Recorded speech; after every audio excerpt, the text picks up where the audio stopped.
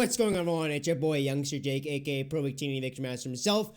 Welcome back to an episode of The Road to Pokémon Sword and Shield, the series where I go over leaks, rumors, and actual news regarding Pokémon Sword and Shield until the release of the games. We got 28 days left, and well, it seems that yesterday you guys weren't too happy with Pikachu and Eevee and Charizard getting Gigantamax forms because, well, they're Generation 1 Pokemon, and I just guess you guys didn't like that. I can assure you that today, the news we have today, well, I'm actually, right now, it's very, very hard for me not to freak out and just to, like, get my, like, you know, like, it's super hard because there's just so much information. So the first bit of information I want to talk about is actually, right off the bat, when you get into your hometown, so the area you start off with, you actually, well, once it goes to your starter Pokemon, normally you can't save. You gotta like save a few minutes before because like a little cutscene happens. Here, you could actually save right in front of the starter Pokemon. Normally, we had to save quite a bit of ways from the actual starter cutscene selection screen happens.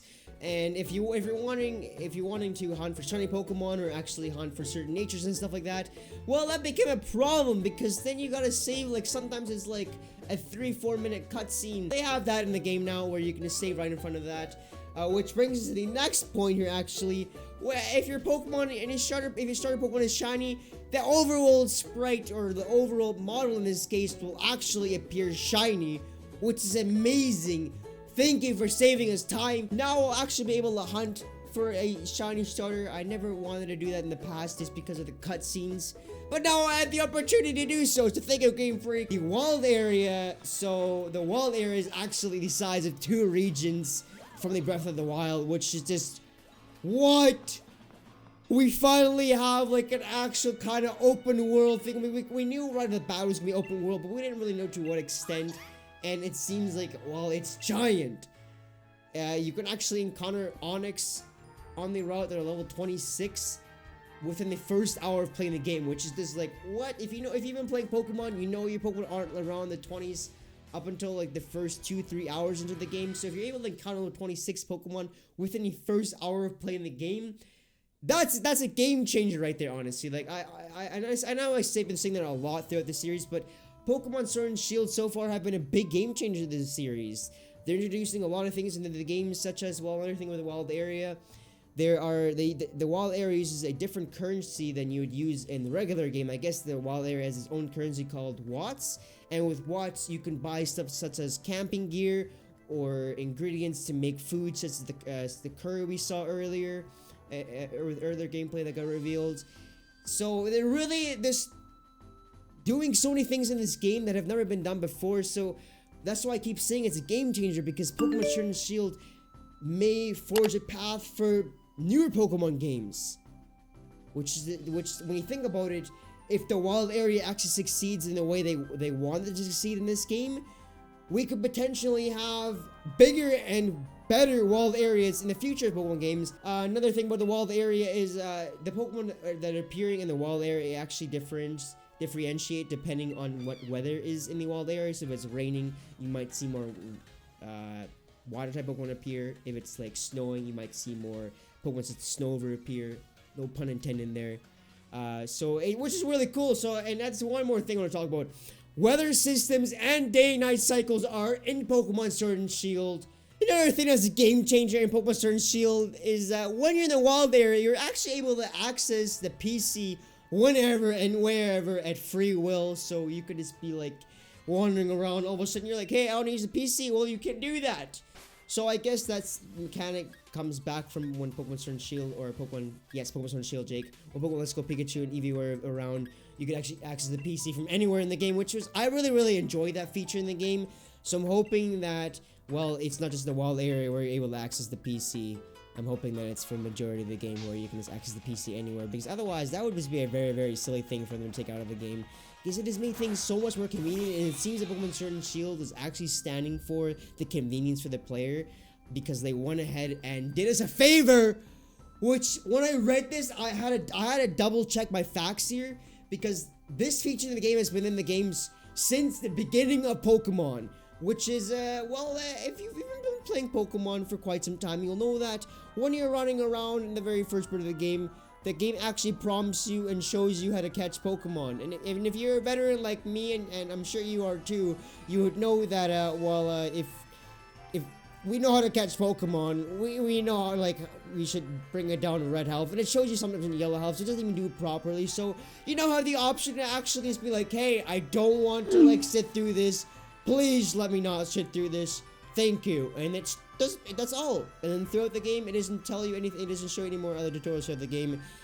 Which brings a little side note here. It seems that when you go into, like, max trade battles or the Gigantamax battles, there isn't really much detail going into the battles. Like the first Gigantamax battle you have, there isn't really much information. You kind of have to figure it out on your own.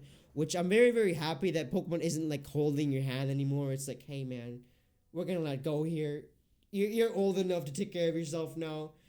Your very grandeur adventure begins right now, right? On yourself. So I'm happy with that route they took there. The next thing I want to talk about actually is, well, in the wild area, it seems that Pokemon can actually have egg moves, as well as their IVs and EVs can be a lot higher than the normal Pokemon you can capture throughout the game. So I guess that's kind of like touching on an interview that Masuda and Mr. Mori did a while back, saying that they developed something for Pokemon Sword and Shield to make it easier for wild battles to obtain Pokemon. I'm thinking that's maybe what they were talking about throughout that interview. Was this mechanic right here, is that, well, you're able to catch a Pokemon in the wild area with higher and better IVs and EVs.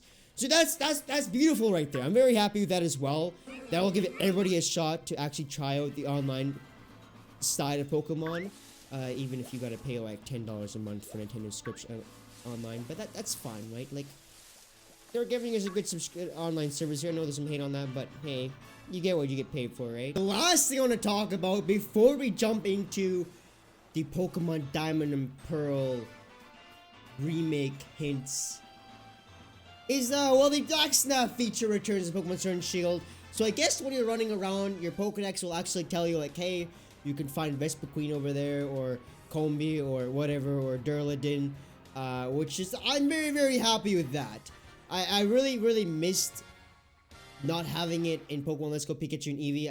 I don't know why, it was a really cool feature to have in Pokemon Omega Ruby and Alpha Sapphire, and it really made the game a lot easier to, like, actually complete to your fullest, and, like, figure out, like, hey, I don't have those Pokemon, or I still need those, right? Like, it just made the game, it just made completing the Pokedex a lot easier. Add on to the DexNav feature, I guess there is now, like, a little marker somewhere in the screen that tells you where to go next and what objective you're gonna complete next. Because, well, the wild area is massive and you can get lost in it. So there's a few more things I want to talk about regarding the new information we got from Pokemon Sword and Shield. There are a lot of new gameplay screenshots we got as well. So I'm going to go through a few of those right now. The first one actually is, I want to show you guys a comparison of some footage we got back in August of Pokemon Sword and Shield compared to what we got now of the current games. And, well, take a look at it for yourself. It looks very, very nice. They've really added a lot of detail to the game. I don't even know what to say. Like, it looks so much more different than it did when we, like, back when we saw it in August. Like, it's like, wow, okay. They've really actually gone ahead and added the final touch to the game, and it just looks beautiful. Like, I just thought I'd show you guys this because it's really shown how much the game's progressed though. Well, since the announcement of the game.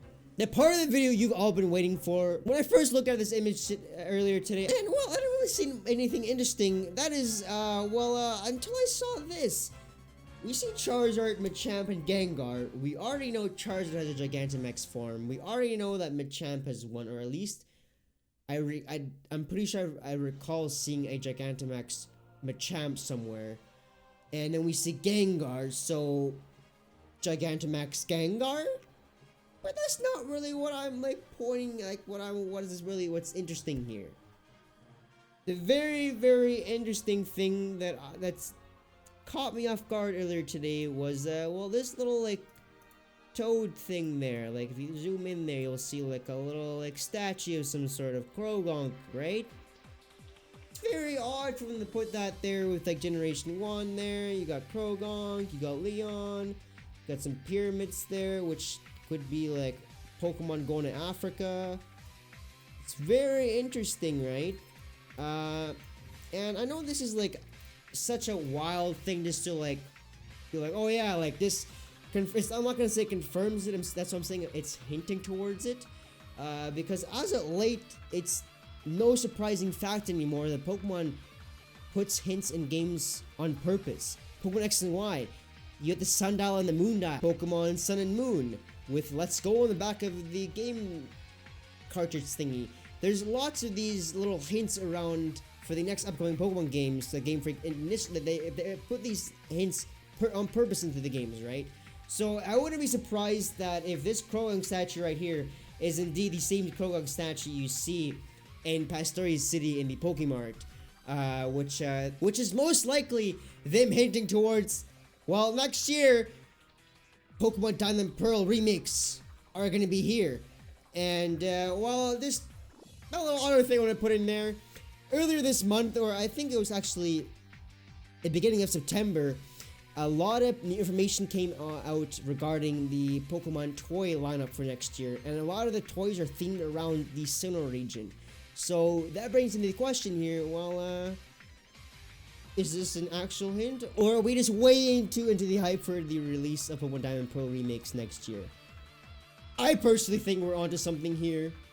Let me know in the comments section down below what you think, however, because, well, this could potentially be huge news. We could potentially already know that, hey, for sure next year we'll be getting Diamond Pearl remakes. That's pretty much all I wanted to talk about today, however. I know it's a lot of information to take in, but it's soak it in, ladies and gentlemen. Pokemon Sword and Shield is literally 28 days away from our fingertips. But anyway, as always, thank you so much for watching. And just thank you for all the support you guys have been showing me as of late. It means a lot. Until next time, see you guys then.